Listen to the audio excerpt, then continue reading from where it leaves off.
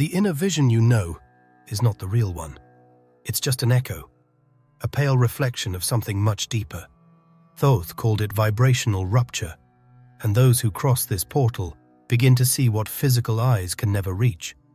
This technique was hidden for generations, and today it is being revealed to you because your vibrational field is ready. But pay attention. What you are about to activate here is not a mental exercise. It is a real key, a hidden method capable of expanding your frequency and unlocking a perception that goes far beyond the mind. Most people settle for a glimpse, but Thoth taught how to go beyond. And now that you've entered this field, you won't leave the same, because in the next few minutes, you will discover exactly how to amplify your vibration and access other dimensions through true inner vision.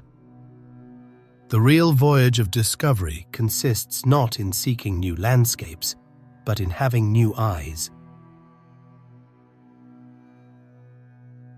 Inside the ancient temples dedicated to Thoth, nothing was done randomly. Every step, every breath, every silence, everything followed a purpose invisible to ordinary eyes. The disciples weren't guided by dogmas, but by vibration. And even before they stepped into the sacred halls, something had to happen. A precise tuning, not with the place, but with a frequency that sustained the space. There were no doors, there were thresholds, and these thresholds weren't physical. They were vibrational fields suspended between the visible and invisible worlds. To cross them, wanting wasn't enough. You had to vibrate at an exact point, a point that wasn't taught but remembered, like a forgotten password that lives in the heart, waiting to be activated. Those who tried to enter with a restless mind, an inflated ego, or unbalanced energy simply couldn't go any further, because the space literally didn't allow it. There was no rejection. There was stagnation. It was as if the air became dense, as if the environment said, without words, "It's not time yet." But when the right frequency was reached, everything changed. The air began to vibrate around the body. The walls trembled in silence, and time itself seemed to give way, as if the laws of the physical world were briefly suspended. It was at that moment that the first distortion appeared, small, almost imperceptible, but real.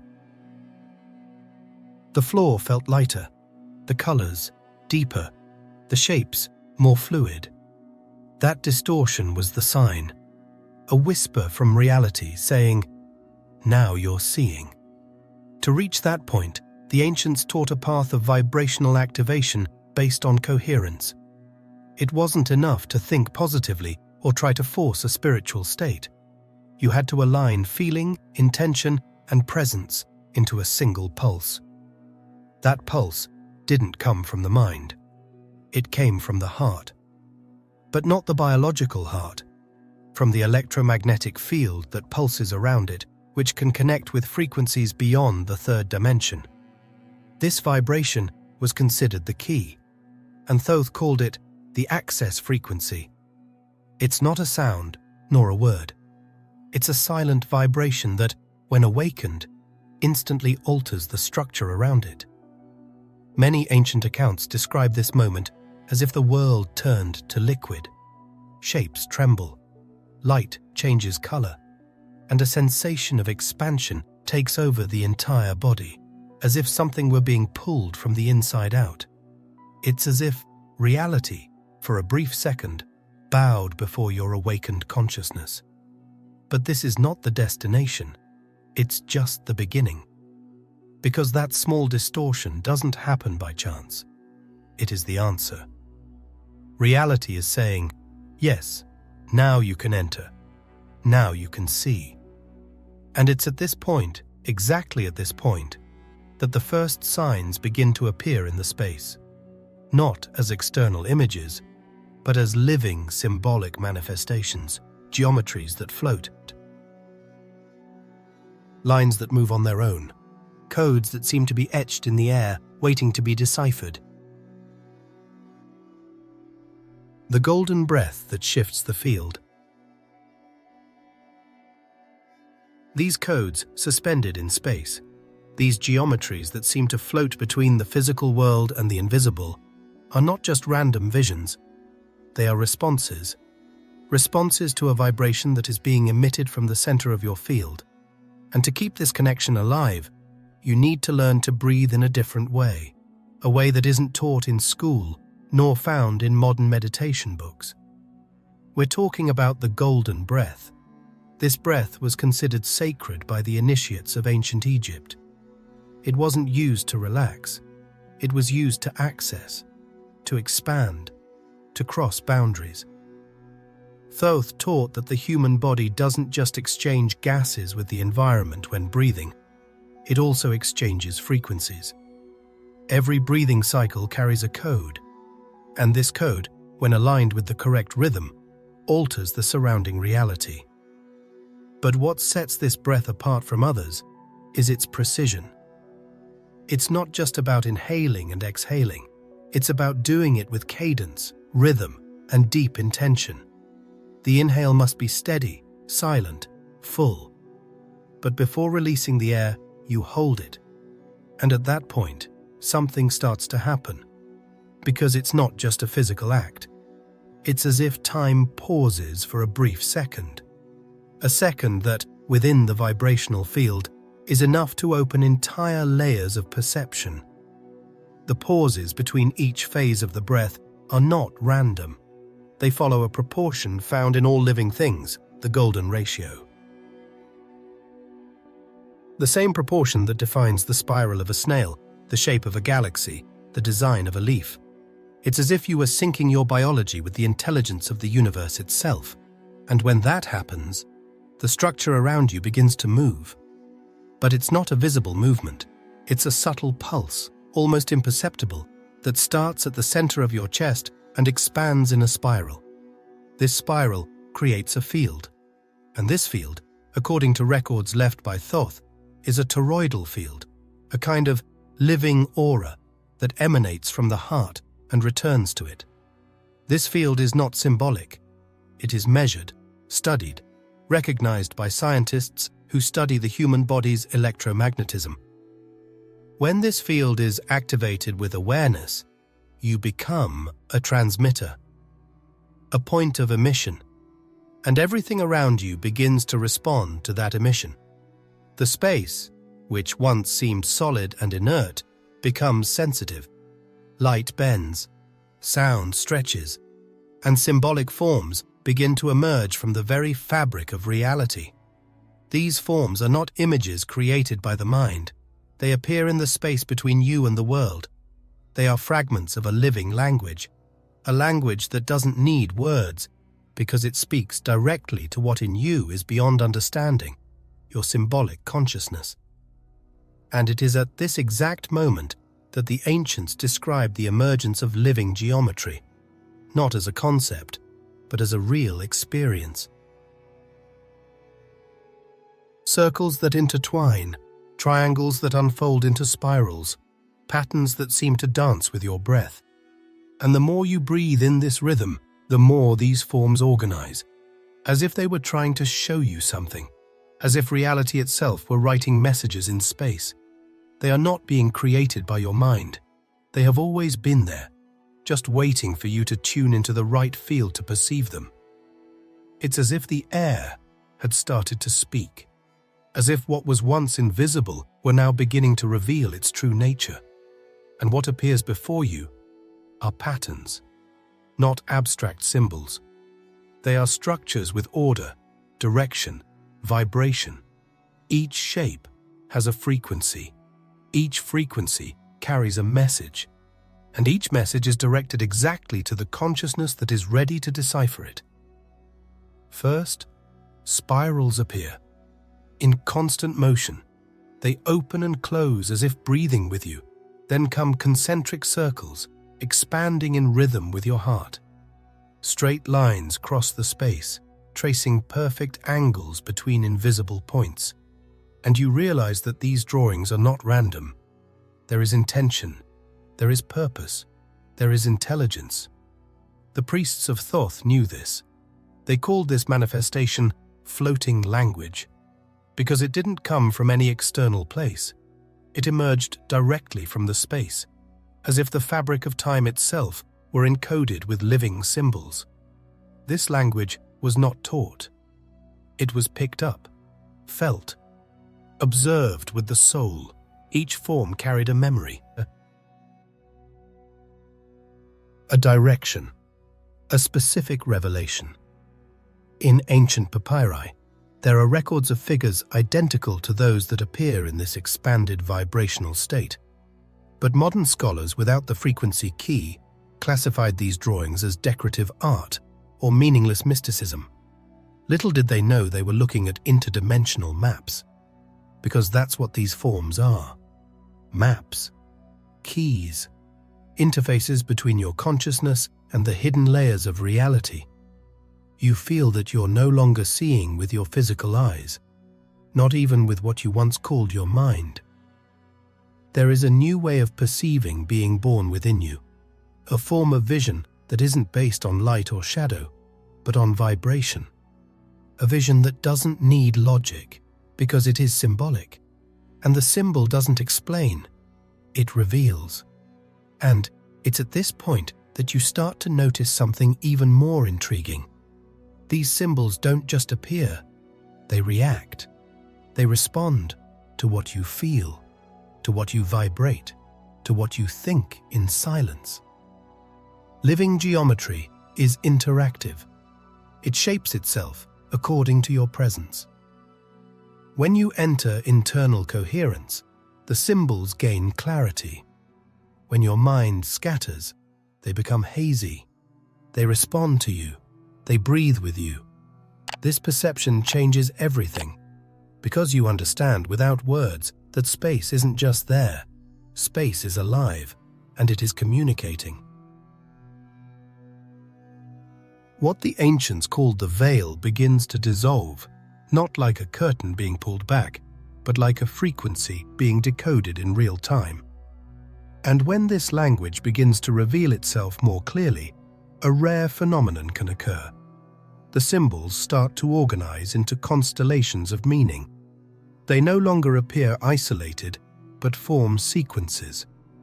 Lines, phrases without words, visual codes that narrate something that is directly connected to your story, your energy, your present moment. The moment when vision expands on its own. The sequence of symbols starts to organize itself as if the universe were handing you, piece by piece, a message that has always been around you but until now remained invisible. And it is at this exact point that a silent transition occurs, almost imperceptible to the ordinary mind, but overwhelming to those who are present. Because suddenly, you realize that you're no longer searching for anything. The search disappears, and something begins to reveal itself of its own will. This is where inner vision breaks free from your intention.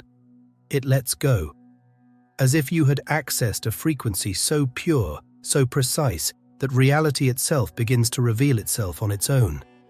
You're no longer forcing, nor trying to interpret. You simply see. Fully awake, you begin to notice images that appear out of nowhere. But this nowhere is full of information, history, energy. Images form not only in your visual field, but inside your body. It's as if memories from another life, from other times, from other versions of yourself, begin to emerge from places you didn't even know existed. You see places you've never visited, people you've never met, but you feel that all of it is part of the same field, of the same vibrational web that is now being revealed. It's like entering a conscious hologram, a living space where time doesn't move in a line, but expands in all directions at once. And the most astonishing thing, you feel like you're being seen back. Not as an act of surveillance, but as a recognition, as if reality itself were looking at you and saying, "You've arrived, you've accessed, you've opened the vibrational crossing point." This point was feared and revered by the ancients. It wasn't just a state of perception. It was a divider of realities, because when you cross it, different layers begin to overlap. You begin to realize that the physical world as you know it is only a limited projection of something much greater, something that pulses, breathes, and organizes itself in planes that coexist with you at all times, but that you've never seen. And now you see. The walls tremble, shadows change shape, sounds gain texture, emotions stop being internal and become perceptible fields. You feel the vibration of things. The space becomes dense, almost liquid.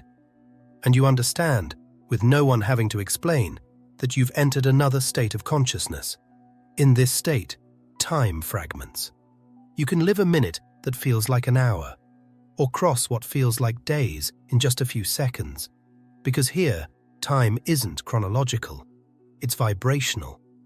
Each scene, each vision, each sensation is a frequency that manifests according to what you are ready to access. There is no linearity. There is correspondence. You see what vibrates with you.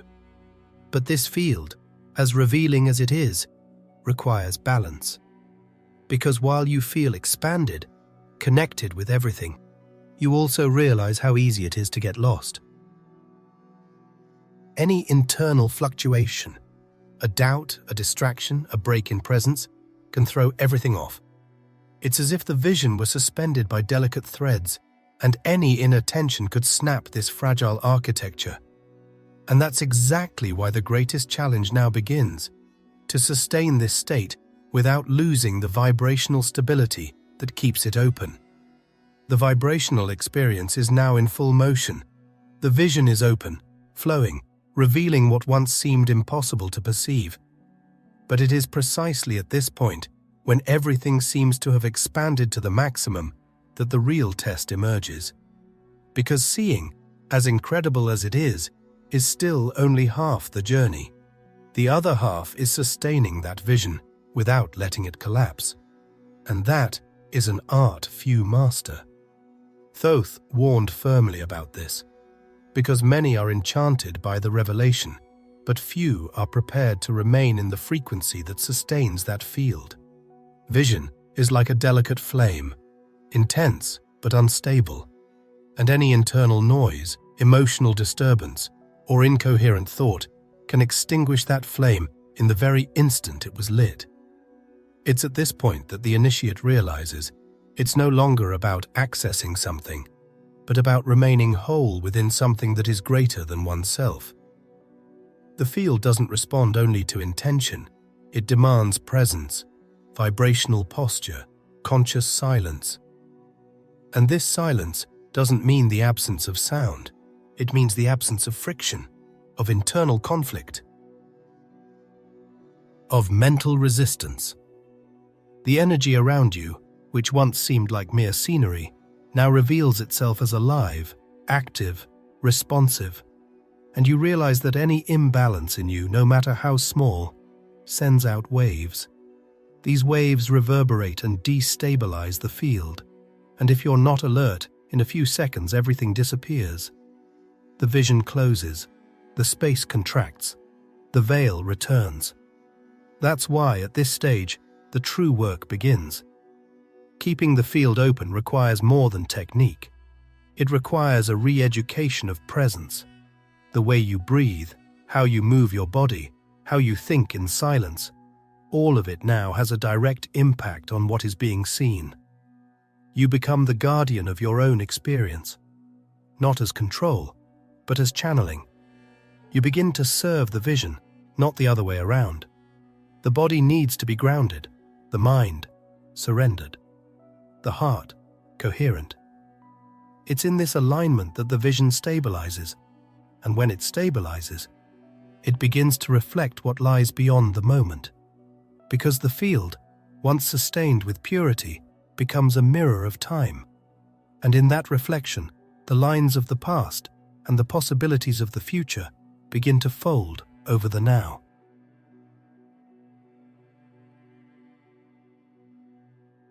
Coming into contact with other dimensions. The stabilization of the field opens a rare window. A kind of vibrational mirror begins to form in the space in front of you. But this mirror doesn't reflect your body. It reflects times, moments, vibrations that have passed, that haven't arrived yet, and that somehow coexist in the now. And you feel this not as a memory or a prediction, but as a frequency that pulses and reveals itself with growing clarity. The space around you begins to fill with impressions that were previously hidden, as if the environment held traces of everything that has ever been lived there. Emotions, intentions, gestures, decisions. Everything leaves vibrational marks. And now, with inner vision stabilized, you're able to see those marks. They appear as echoes floating in the air, images that rise and dissolve like smoke with memory. They're not ghosts, they're records. You see an old gesture repeating in front of you, a conversation from other lives, a fragment of childhood that isn't just yours. Temporal vision reveals what chronological time doesn't show, that nothing is lost, everything vibrates, and space holds memories like a sensitive field that never sleeps. And at the same time that the past reveals itself as a living pulse, the future begins to show itself as possibility, but not as a drawn line. What emerges is not a fixed destiny, but floating paths, currents of frequency that may or may not materialize. Each possibility appears with a color, a texture, its own energy, and you understand that the future is not written, it is vibrating, and the frequency you hold now is what will determine which of those lines will become solid. You move through time not by walking through it, but by feeling its structure, as if you were diving into a river that flows in all directions at once, a river made of images, sensations, and vibrational messages. The ancients called this moment crossing the river of eternal images, because it doesn't begin or end, it is always flowing, and now you are inside it, and the more you align with this flow, the more it opens. The past stops being a prison and becomes a source of vibrational wisdom. The future stops being anxiety and reveals itself as conscious choice. And the now becomes a point of convergence, where all times dance together, waiting for a decision that only you can make. But this power to see through time wasn't the end. It was a threshold, a silent preparation for something even rarer. Because if you've managed to cross the memories of space and see the possibilities of time, you're about to enter a stage that almost no one dares to touch. It's exactly at this point, when time is no longer a line and the present pulses like a living core, that another reality begins to make itself known. At first, it presents itself subtly, like a pressure in the air, a density that wasn't there before. But you feel it. With the vibrational field already expanded and your senses aligned, any shift around you becomes evident. And it's not a physical shift, it's a presence. Not like a figure in front of you, not like something that appears to the eyes, but like a consciousness that manifests directly in the vibration of the space. It's as if another intelligence is now occupying the same frequency as you, but on a different octave. And in that encounter, there are no words, no questions, no faces. You don't see, you perceive. These consciousnesses are not ghosts, nor are they entities in the way the collective imagination typically envisions. They are living fields, timeless intelligences. Some have archetypal forms, conscious geometric figures, spirals that transmit complete ideas, rotating mandalas that condense universal truths. Others are so subtle they can only be felt as vibrations that resonate in the chest, provoking a nameless emotion, a knowing that doesn't come from outside, but is activated from within. This kind of communication doesn't happen through the mind. It happens directly in the soul's field. You feel like you're receiving an instruction, but you don't know how. And yet, you understand. As if the information didn't need to be translated because it had already been written in you long before you arrived here. A vibrational memory, a seed of wisdom being watered at the exact moment. In this space, there is no time, no identity. And you also begin to realize that the you who entered here is no longer the same, because something has been crossed. A boundary that separated inner dimensions from external realities has now dissolved. You've come into direct contact with what has always been beyond the veil. It is at this point that many initiates describe the sensation of being seen from within, as if a deep, invisible, and silent force were observing you with love and precision. This force doesn't judge, doesn't impose, doesn't question. It simply recognizes. And that recognition doesn't happen because of who you are, but because of what you vibrate. Because at this level, everything is resonance. Everything is energetic reading. And when this exchange happens, this exchange between you and these consciousnesses, your vision expands once again. But now, it's no longer just a tool for perception. It becomes a center of emission, a point of activation, a portal. It's exactly at this moment that something awakens, and what awakens is the eye. The legacy of Thoth, the complete method to see the invisible.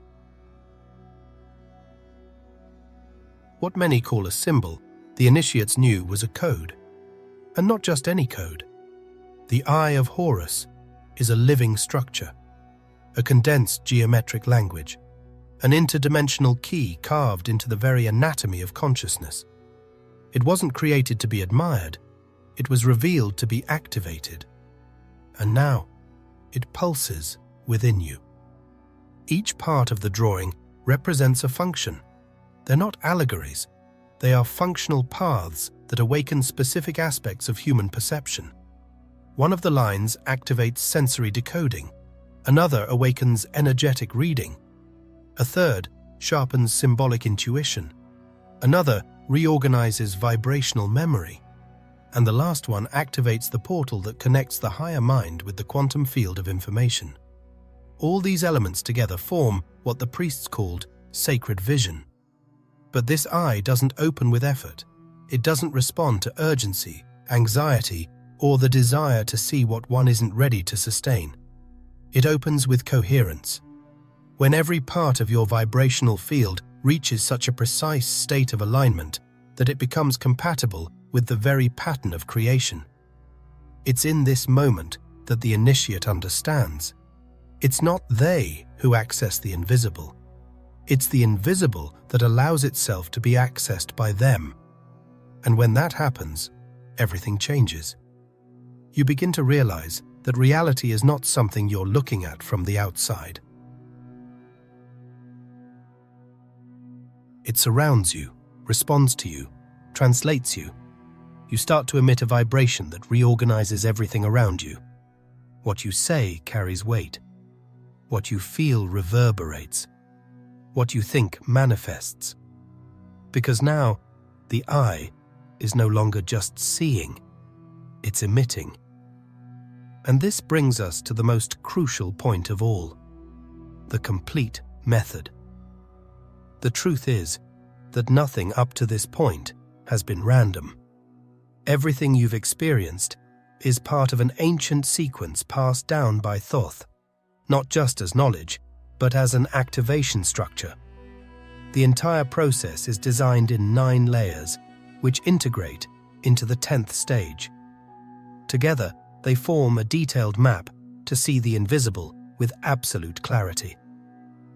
The method starts with the golden breath. This is the first step, moving away from automatic breathing and taking command of your body's vibration. It's not just about inhaling and exhaling. It's about modulating waves, aligning fractals, creating coherent fields. The second step is the entry frequency, a type of heart field tuning that generates the vibrational authorization to access layers beyond time. It's like playing the exact note that opens the temple. Then comes the field activation. This happens when the body creates a stable toroid, a circular energy field that connects the heart to the mind and to subtle centers. This field is the container of the vision. Next is symbolic reading. A forgotten skill that allows you to translate geometric patterns and visual signs into meaningful information. It's Thoth's floating language in action. The fifth layer is vision expansion. At this point, inner vision lets go of intention. You begin to receive images, signals, sensations, without filtering, without interpreting, just accessing.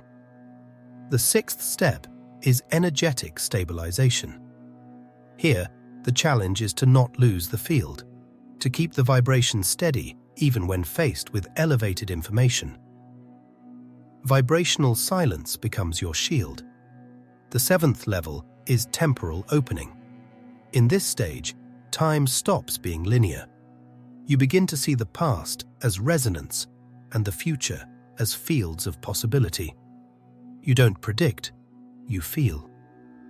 The eighth stage is dimensional contact. Here, the field begins to connect you with consciousnesses that vibrate in higher octaves. You don't see beings, you perceive presences. There's no language, there's transmission. And the ninth stage is the eye activated, the point where all inner vision functions integrate into a center of emission. You don't see for yourself, you see for the whole. Your vision touches reality, but it's at the 10th level that everything transforms, because now the method stops being practice and becomes legacy.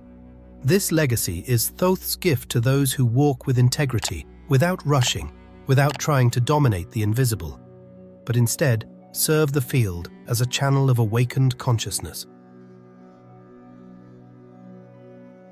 That's why this teaching wasn't given to everyone, because only those who cross their own inner labyrinth with courage, presence, and silence can sustain what comes next.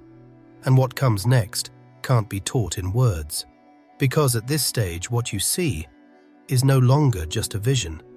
It's creation, it's response, it's co-authorship with the universe. And if you're here now, reading or hearing this, it's because something inside you is already vibrating in that direction.